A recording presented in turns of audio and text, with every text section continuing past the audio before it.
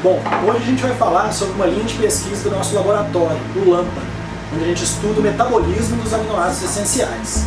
Para falar sobre isso, a gente vai ter que estudar um pouco de genética, bioquímica e genômica. Bom, há 4 tipos de macromoléculas que compõem as nossas células. Primeiro, tem os ácidos nucleicos, como o DNA e o RNA, que são responsáveis pela transmissão da herança genética.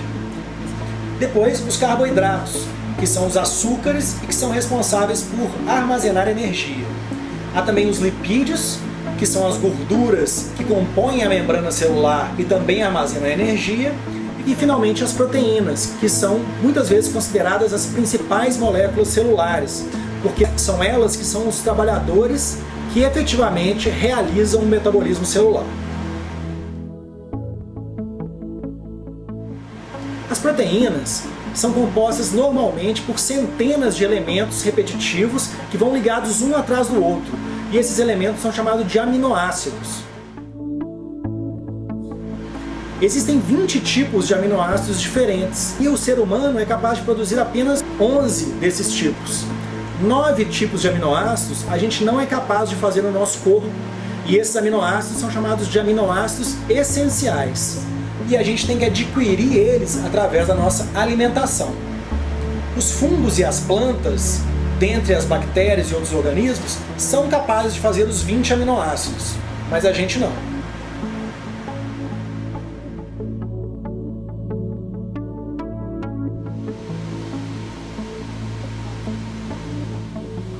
Já é bem conhecido que os compostos celulares, como os aminoácidos, são produzidos através da ação coordenada de enzimas, formando as chamadas vias bioquímicas. A gente sabe que as plantas e os fungos são capazes de fazer os aminoácidos essenciais, e os seres humanos não são. Então a gente foi estudar as plantas e os fungos para fazer um catálogo de quais são essas enzimas já conhecidas, usadas pelos fungos. No caso, a gente foi buscar o fungo a Saccharomyces cerevisiae, para saber exatamente quais são as enzimas que ela usa para fazer esses aminoácidos essenciais.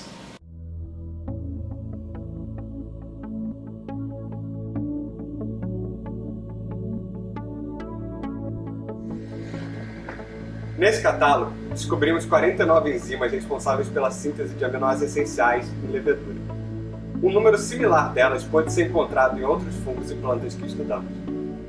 Buscamos os genes que codificam essas enzimas no genoma humano e descobrimos que apenas 10 deles estão presentes. Ou seja, 39 enzimas desapareceram do nosso genoma. E agora a gente sabe exatamente quais são elas.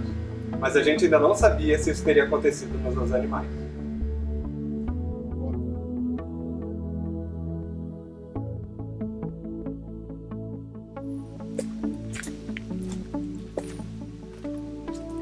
Até então, ninguém parecia haver se perguntado quais seriam os aminoácidos essenciais presentes nos pássaros, nos lagartos, nas estrelas do mar, nos insetos e em outros organismos. Ou seja, ninguém sabia como a característica de ter aminoácidos essenciais havia evoluído.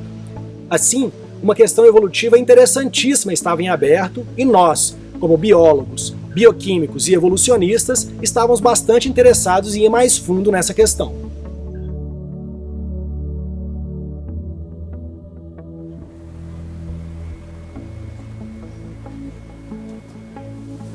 O que nós descobrimos foi que todos os animais, desde os poríferos, apresentam o mesmo conjunto de aminoácidos essenciais que nós humanos.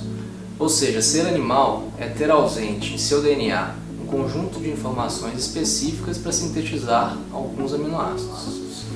Utilizando um termo mais científico, a ausência dessas enzimas é uma sinapomorfia metabólica dos animais. Então nós mostramos que essas enzimas foram perdidas utilizando dados já disponíveis na internet e ferramentas de bioinformática.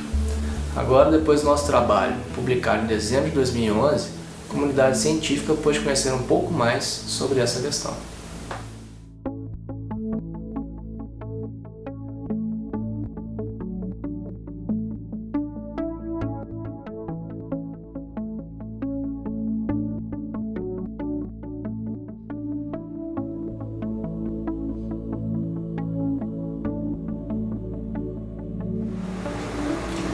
A gente chamou esse evento da perda das enzimas de a grande deleção. Ela provavelmente aconteceu gradualmente, ao longo de milhares ou milhões de anos. Inicialmente, um gene foi deletado e seguiu-se a perda de função de outros genes da mesma via, que foram se tornando pseudogenes. A verdade é que todos os animais são descendentes de uma população de organismos que perdeu o código do DNA para produzir dezenas de enzimas. Essa foi uma transição evolutiva importantíssima para o desenvolvimento dos organismos heterotróficos.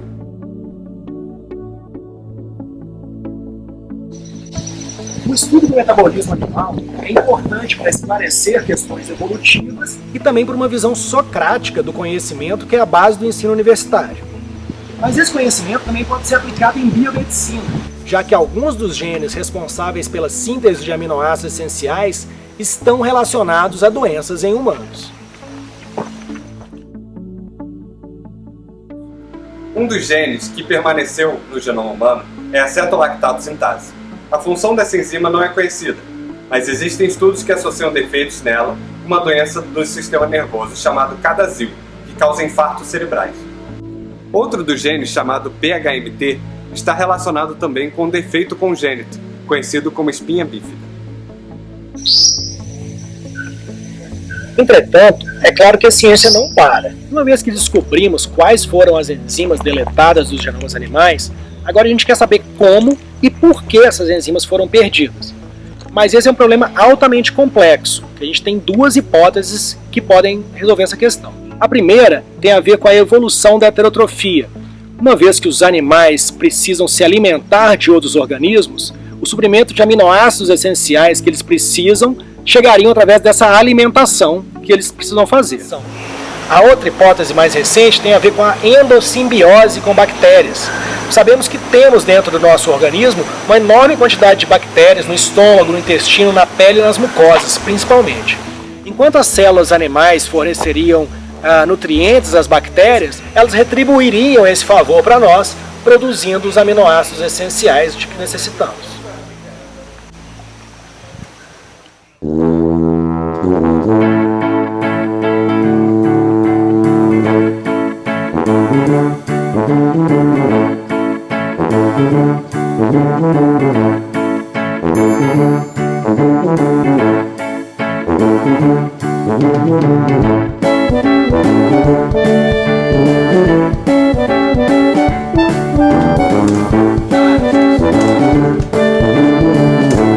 Chico, você acha que as nossas proteínas têm menos aminoácidos essenciais do que as de planta ou de fungo?